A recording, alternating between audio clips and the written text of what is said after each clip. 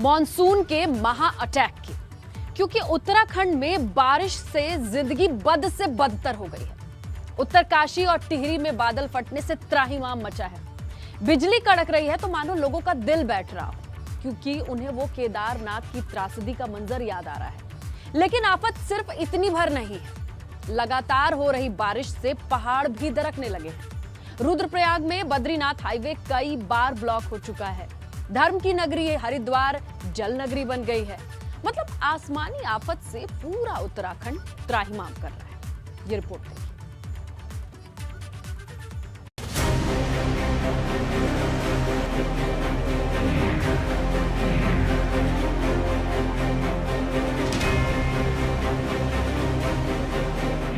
आसमान से बारिश आई, साथ में मुसीबत लाई।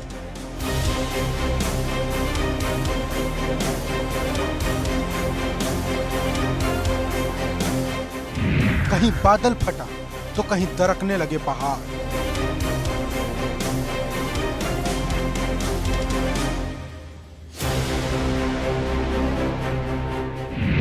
उत्तरकाशी से लेकर टिहरी तक तबाही के निशान।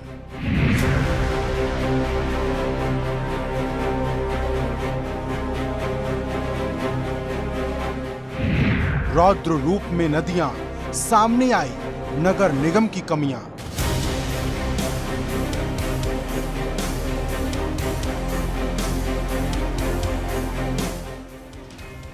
ये उत्तरकाशी के मांडो गांव में बादल फटने के बाद की तबाही का मंजर है, जिसकी आवाज अभी भी लोगों के कानों में खौफ पैदा कर रही है। दूर दूर तक फैला मलबा बर्बादी की कहानी को बयां कर रहा, जहां अचानक बादल फटने से 3 लोगों की मौत हो गई और 3 अभी भी जिंदगी और मौत के बीच की जंग लड़ रहे हैं, जबकि कई लोग लापता हो गए हैं, जिनकी तलाश में रेस्क्यू ऑपरेशन जारी है। वहीं 2 दर्जन से ज्यादा घर मलबे में तब्दील हो गए, जिनके निशान बर्बादी के रूप में नजर आते हैं।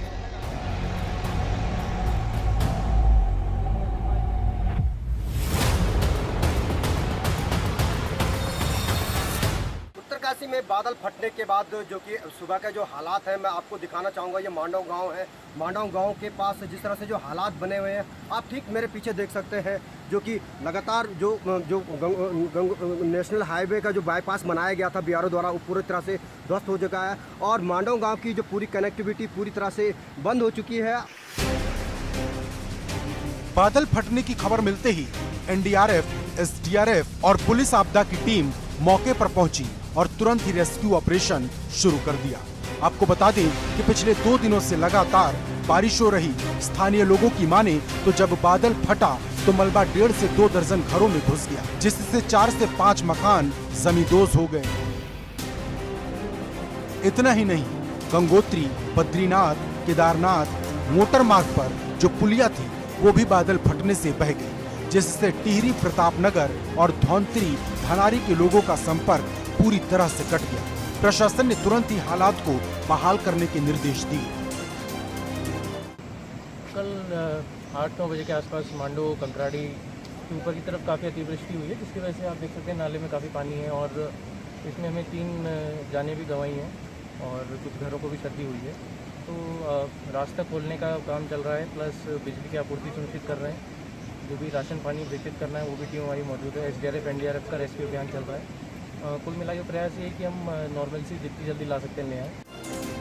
अभी सिर्फ उत्तरकाशी के लोगों पर मुसीबत का पहाड़ टूटा था कि टिहरी में भी बादल फटने से कोहराम मच गया। टिहरी के मेड़ गांव में बादल फटने से करीब आधा दर्जन घर तबाह हो गए, लेकिन गनीमत रही कि कोई जनहानि नहीं हुई और तुरंत ही आपदा प्रबंधन विभाग ने मौके पर पहुंचकर मोर्चा संभाल लिया। आज तड़के सुबह तहसील बाणगंगा क्षेत्र के अंतर्गत ग्राम मेड़ के ऊपर बादल फटा है। इसका मलबा 3-4 आवासीय भवनों में गया है। हालांकि इससे कोई जनहानि या पशु हानि नहीं हुई है, किंतु कुछ कृषि भूमि की क्षति हुई है। वर्तमान में राजस्व विभाग की टीम मौके पर क्षति का आकलन कर रही है। इसमें एक व्यक्ति सामान्य रूप से घायल हुआ है, जिसको बेलेश्वर चिकित्सालय में लाया गया। संभवतः इस व्यक्ति को शाम तक डिस्चार्ज कर दिया जाएगा। लेकिन एक के बाद एक 2 बादल फटने की घटनाओं ने उत्तराखंड में खौफ पैदा कर दिया है, क्योंकि अब जब भी बादल गरज रहे हैं तो लोगों का दिल कांप रहा है। पता नहीं कब केदारनाथ जैसी कयामत आ जाए, क्योंकि ये हाल सिर्फ उत्तरकाशी और टिहरी का नहीं है। रुद्रप्रयाग में भी हालात बद से बदतर होते हुए नजर आते हैं, जहां लगातार बारिश से जनजीवन इतना प्रभावित हुआ कि अब पहाड़ भी दरकने लगे हैं, जिससे बद्रीनाथ हाईवे को पूरी तरह से ब्लॉक कर दिया गया है। प्रशासन ने हाईवे को साफ करने के लिए 2-2 जेसीबी मशीनें लगाई हैं, लेकिन इस बार पहाड़ टूटने से आवाजाही शुरू नहीं हो पा रही।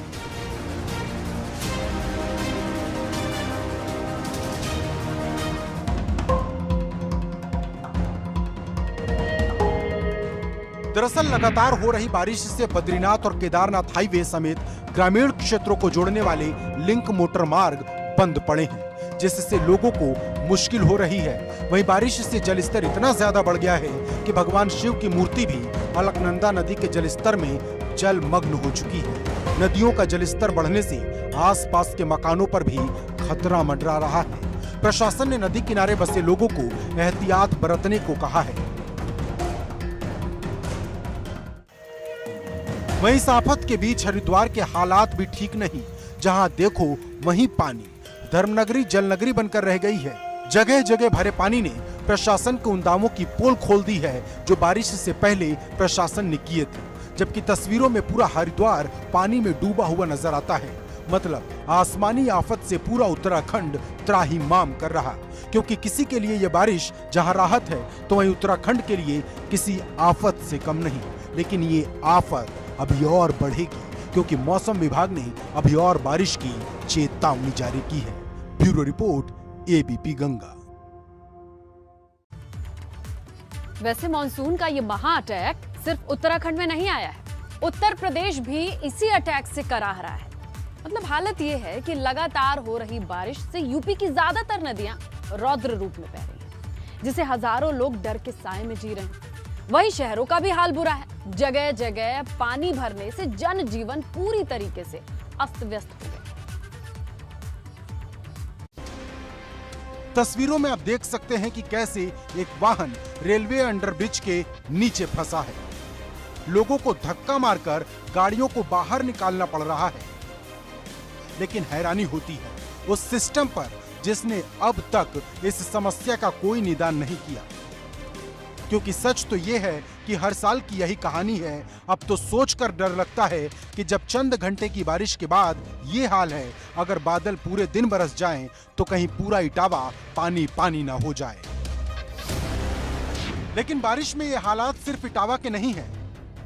यूपी के हर उस जिले के हैं जहां हर जगह नगर निगम की लाचारी खुलकर सामने आई, जो साल भर चैन की नींद सोया रहता है और जब बारिश आती है तो बेबसी में हाथ खड़े कर देता है। दिल्ली से सटे गाजियाबाद में भी बारिश से जगह जगह पानी भर गया। नोएडा एनसीआर में सुबह से हो रही हल्की हल्की बारिश ने मौसम का मिजाज तो बदल दिया है, लेकिन ये बारिश कई जगह मुसीबत का सबब भी बन रही है।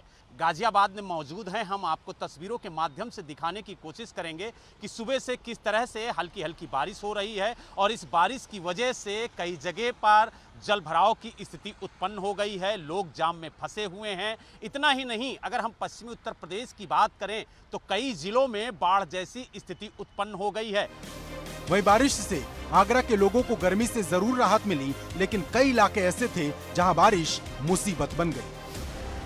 बीती रात से आगरा में लगातार बारिश हो रही है और इस समय भले ही बारिश थम गई है, लेकिन हल्की हल्की बूंदाबांदी इस समय भी लगातार हो रही है। और यही वजह है कि जिस तरह से चिलचिलाती धूप से जो आगरा वाले परेशान थे, काफ़ी ज़्यादा राहत मिली है। तापमान में भी 4 से 5 डिग्री सेल्सियस की गिरावट देखने को मिली है। अब आफत की ये तस्वीर बिजनौर जिले की देखिए, जहां लगातार हो रही बारिश की वजह से गंगा किनारे बसे ग्रामीणों पर बाढ़ का खतरा मंडराने लगा है। गंगा लगातार कटान कर रही है और घंटे के हिसाब से उसका दायरा बढ़ता जा रहा है। हालात इतने बिगड़ गए हैं कि पानीपत खटीमा मार्ग की पुलिया पानी में बह गई और अब दर्जन भर गांव में हजारों लोग डर के साए में जी रहे। बहुत ज़्यादा स्थिति खराब है यहाँ की, और जो ये गांव बसे हुए हैं यहाँ पर, जिससे पल्ली तरफ भी नदी है, जो और इधर भी नदी है, हम बाहर भी जा सकते हैं। साबिर जी, ये जो रोड क्षतिग्रस्त हुई है लगभग किस समय हुई है?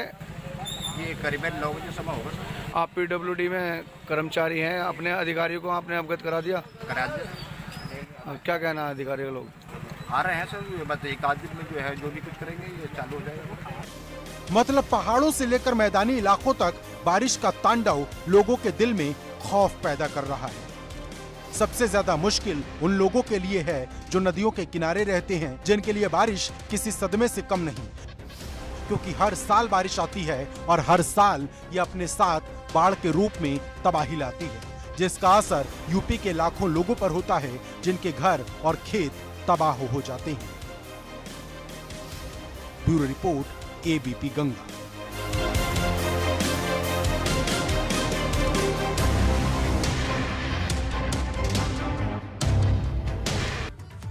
ब्राह्मण चरणम गच्छामि, क्योंकि मायावती के बी प्लान ने यूपी की राजनीति को गर्म कर दिया है।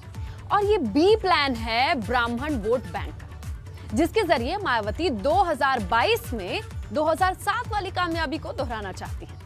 इसके लिए मायावती ब्राह्मण सम्मेलन करने वाली है, लेकिन दूसरों दलों का मायावती का ये ब्राह्मण प्रेम रास नहीं आ रहा। और अब वो यूपी में ब्राह्मणों का सबसे बड़ा हितैषी कौन है, इसे लेकर एक जंग जरूर छिड़ गई है। मैं ब्राह्मण समाज से भी यही उम्मीद करती हूँ कि इनको कितना परखोगे, कितना आजमाओगे। तो सन 2007 की तरह BSP से इनको जुड़ना चाहिए।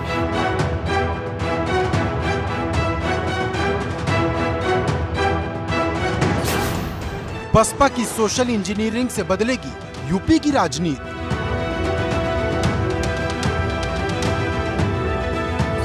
मायावती के ब्राह्मण अस्त्र पर तेज हुई सियासत।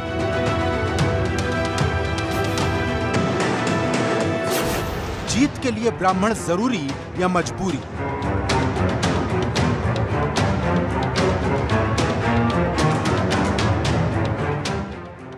तो क्या मान लिया जाए बसपा सुप्रीमो मायावती ने यूपी के चुनाव को ब्राह्मण सेंट्रिक कर दिया है और बिना ब्राह्मण के यूपी में जीत की बात करना भी बेमानी है, क्योंकि जब से मायावती को ब्राह्मण याद आए हैं, तमाम राजनीतिक दलों में खुद को ब्राह्मणों का सबसे बड़ा हितैषी बताने की होड़ मच गई है। सबका साथ, सबका विकास, सबको सम्मान, सबको स्थान, सबको गौरव। हम ब्राह्मण और गैर ब्राह्मण की, अगड़ा और पिछड़ा की, अनुसूचित वर्ग की, आदिवासी की, ये सब बातें हम लोग नहीं करते।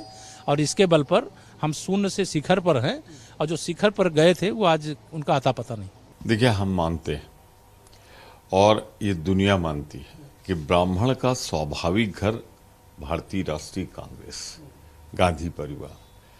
कुछ कमी रही होगी हम में, कुछ हालात रहे होंगे, कुछ कहीं आकर्षण रहा होगा, इसमें कोई दो राय नहीं। वो भाजपा में गए, बसपा में गए। बसपा में भयंकर धोखा मिला। उत्तर प्रदेश की पूर्व मुख्यमंत्री आदरणीय मायावती जी को जैसे ही चुनाव आ रहा है, दोबारा से ब्राह्मण याद आ रहा है। ये वो लोग हैं जिन्होंने कहा था कि जब हमारी सरकार बनेगी तब हम भगवान परशुराम की उससे बड़ी मूर्ति लगाएंगे, जितनी बड़ी लगाने का हम लोगों ने संकल्प लिया है। जितना अत्याचार इनकी सरकार में ब्राह्मणों पे हुआ, जितने SC ST के गलत मुकदमे लगाए गए, वो आज पूरे प्रदेश को, हर वर्ग को, हर समाज को। दरअसल यूपी में ब्राह्मणों की आबादी करीब 10 से 11% है, जो यूपी में जीत हार का फैसला करने के लिए बहुत निर्णायक है। मायावती इसी फॉर्मूले से 2007 में मुख्यमंत्री बनी और 2022 में फिर से मुख्यमंत्री बनने की चाह रखती हैं। लेकिन पिछले 15 साल के कालखंड में काफी कुछ बदला है, क्योंकि 2007 के चुनाव में विधानसभा के मुकाबले की पिच पर बसपा नंबर 2 की पार्टी की हैसियत रखती थी, तो आज उसकी हैसियत नंबर 3 की है। ऐसे में नंबर 1 बनना एक बड़ी चुनौती नहीं, लेकिन फिर भी कहीं ना कहीं राजनीतिक दलों में एक डर भी है, और ये डर इस बात को लेकर है कि मायावती अपना खेल बनाए या ना बनाए, लेकिन दूसरों का खेल जरूर बिगाड़ सकती हैं। यही वजह है कि तमाम राजनीतिक दलों का प्रेम ब्राह्मणों पर उमड़ रहा है। कोई नया अभियान शुरू करने की बात कहता है, तो कोई नया पार्क, तो कोई कुछ और करने की कोशिश में जुटा है। मायावती उत्तर प्रदेश में ही नहीं बल्कि देश में अपनी पार्टी के लिए एक नई राजनीतिक दिशा तैयार करने के बारे में किस तरह से विचार कर रही हैं, इसके कुछ संकेत तो इससे मिलते थे कि उन्होंने पिछले कुछ सालों में न केवल केंद्र की सरकार के समर्थन में बयान दिए, बल्कि कई मुद्दों पर वो अन्य विपक्षी दलों पर भी हमलावर होती नजर आई। लेकिन ब्राह्मण किसके पाले में है, यह अभी भी सस्पेंस बना हुआ है। हो सकता है कि जब चुनाव की तारीखों का ऐलान हो तब राजनीतिक दल भर भर कर ऐसे उम्मीदवारों को टिकट दें जो ब्राह्मण हो। फिलहाल राजनीति एकदम गर्म है।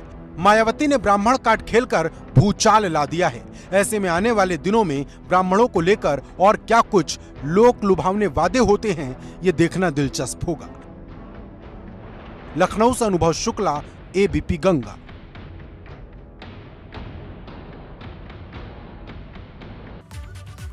चलिए अब बात जासूसी की जंग की।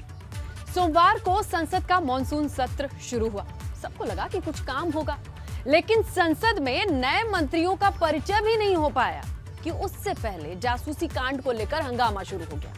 यह हंगामा पेगासस सॉफ्टवेयर के इस्तेमाल को लेकर था, जिसमें दावा किया गया कि भारत के कई पत्रकारों, नेताओं और इनकी जासूसी की कोशिश की गई है और इस जासूसी पर समूचा विपक्ष लामबंद है।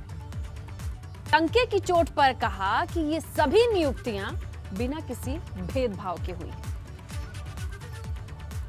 जहां देश के तमाम राज्य रोजगार के मामले में फिसड्डी साबित हो रहे, वहीं उत्तर प्रदेश रोजगार के नए मापदंड तय कर रहा है और ये तस्वीर यूपी के उस नए कालखंड की गवाह है जहां उत्तर प्रदेश हर दिन एक नया इतिहास लिख रहा है।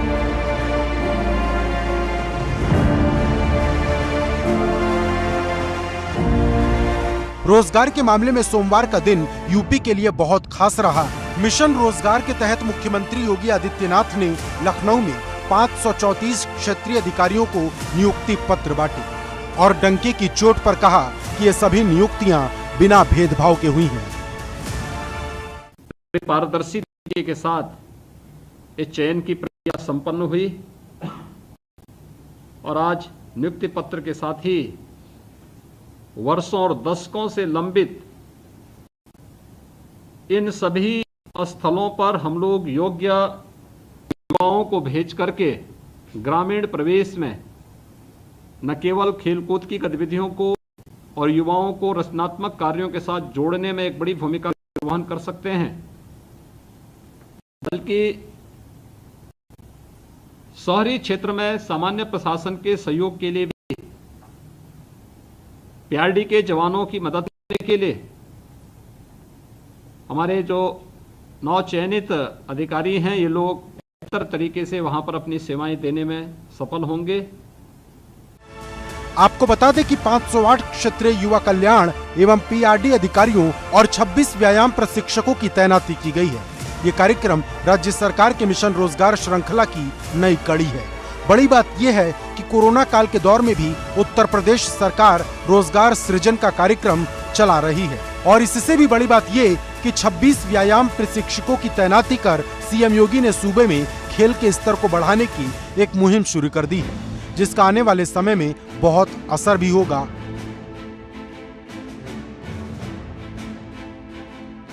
मेरा यह अनुमान है कि अगर ये सभी लोग मिलकर के कार्य करना प्रारंभ करेंगे, अनेक खेल प्रतिभाएं गांव में निकल करके प्रदेश में, देश में और दुनिया में अपनी धूम मचाने में सफल हो सकते हैं। थोड़ा सा प्रोत्साहन की आवश्यकता है और उसमें हमारे इन नवचयनित अभ्यर्थियों की एक बड़ी भूमिका होगी। उससे पहले इन्हें भी स्वयं प्रशिक्षित करना होगा और इसलिए हमने चयन की इस प्रक्रिया को समयबद्ध ढंग से आगे बढ़ाया। गौरतलब है कि यूपी आबादी के मामले में भले ही पहले पायदान पर हो, लेकिन बेरोजगारी के मामले में सबसे निचले पायदान पर है और ये संभव हो पाया है सीएम योगी की उन नीतियों और दृढ़ संकल्प से, जिसने बिना भेदभाव के नियुक्तियों का जाल तैयार किया। यही वजह है कि यूपी में वक्त पर न सिर्फ नियुक्तियां हो रही हैं, बल्कि बिना भ्रष्टाचार के भी इन नियुक्तियों के होने का दावा हो रहा है। लखनऊ से अनुभव शुक्ला, एबीपी गंगा।